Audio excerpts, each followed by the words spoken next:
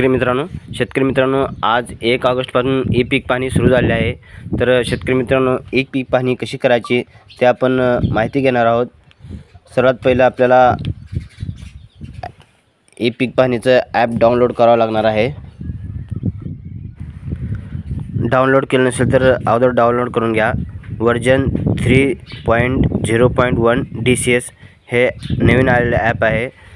त्या ॲपद्वारे आपण ई पीक पाहणी कशी करायची ते माहिती घेणार आहोत। तर शेतकरी मित्रांनो ही DCS जे ॲप जे आहे ते लॉग इन करा। अगोदर लॉग इन निवडल्यानंतर तुमचा विभाग निवडा। विभाग निवडल्यानंतर तुमचा जिल्हा निवडा। जिल्हा निवडल्यानंतर तुमचा तालुका निवडा।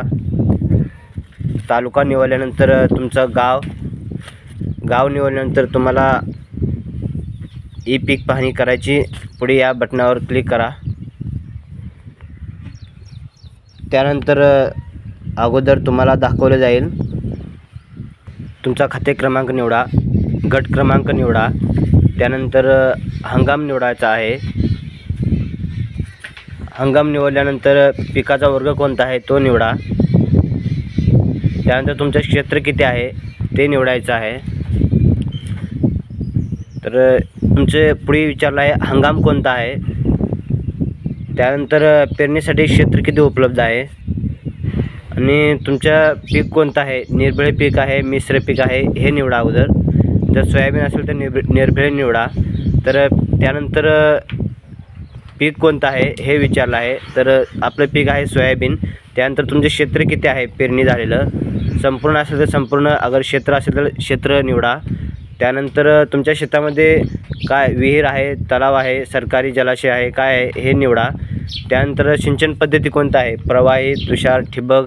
हे प्रवाही असेल तर प्रवाही निवडा।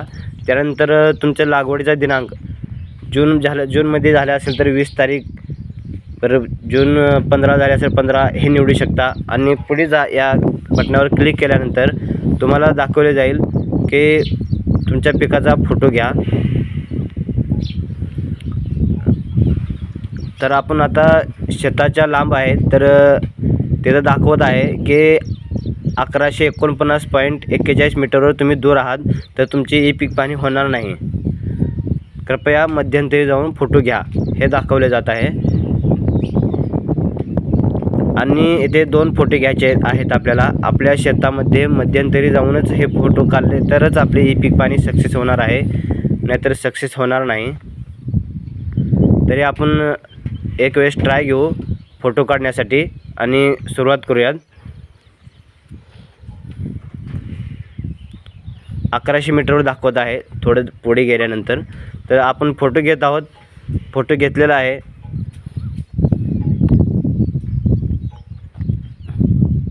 तर सक्सेस झालेलं नाही, रिटर्न आलेला आहे। त्यामुळे आपल्या शेतामध्ये जाऊनच ई पीक पाहणी करावं लागणार आहे। रिटर्न आलेलं आहे सर्व काही, त्यामुळे आपल्याला ई पीक पाहणी होणार